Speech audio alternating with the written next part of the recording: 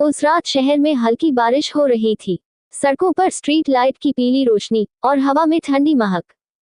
सान्या अपनी बालकनी में खड़ी थी, हवा उसके बालों से खेल रही थी, पर आज उसकी आंखों में बेचैनी थी।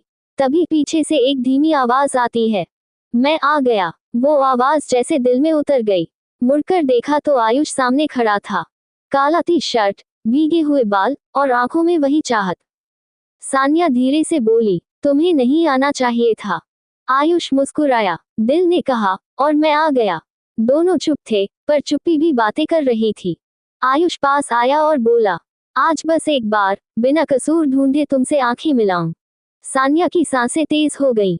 आयुष ने उसकी उंगलियों को धीरे से छुआ, और जैसे ही हाथ पकड़ने की कोशिश की, सान्या ने हंसकर अपना हाथ पीछे कर लिया।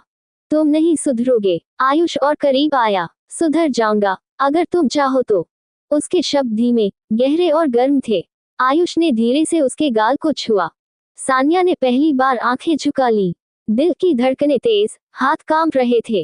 तुम अभी भी शर्माती हो, आयुष ने फुसफुसाते हुए कहा। सान्या ने बस सिर हिला दिया। आयुष ने धीमे से उसका चेहरा उठाया, उसकी आंखों में देखा, और बोला, मुझे तुम्हें देखने का हक है, जितनी देर चाहूं। उनके चेहरों की दूरी अब एक सांस से भी कम थी। सान्या की आवाज मानो खो गई थी।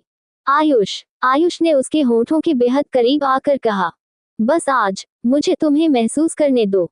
और अगले ही पल, उनके होंठ मिले, धीरे, नर्म और गहराई से, मानो वक्त रुक गया हो। बारिश की आवाज धीमी थी, पर धड़कनों की नहीं। सान्या ने पहली बार खुद उसे कसकर गले लगाया।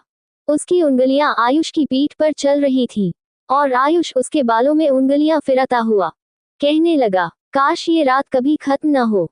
सान्या ने सिर उसके सीने पर रखकर कहा, अगर तुम मेरी जिंदगी में रह जाओ, तो हर रात ऐसी ही होगी। आयुष ने मुस्कुराया और फुसफुसाया, फिर मुझे रोक लो।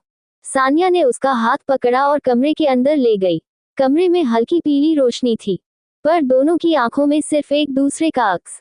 जैसे ही आयुष ने उसे अपने करीब किया, उसकी नजरें कमरे की दीवार पर लगी एंगेजमेंट कार्ड पर पड़ी। ये शादी रिया और आयुष की थी, जो 2 दिनों बाद थी। सान्या दूर हट गई, उसकी आंखें भर आईं। तुम यहाँ क्यों आए, जब जाने वाले हो? आयुष की आंखें नम थीं। क्योंकि तुम वो हो, जिसे मैं चाहकर भी भूल नहीं पाया। सान्या फूट पड़ी, फिर जा क्यों रहे हो? आयुष ने जवाब दिया, क्योंकि कभी कभी प्यार मिलकर नहीं, दूर रहकर भी पूरा होता है। आयुष दरवाजे से बाहर निकल गया।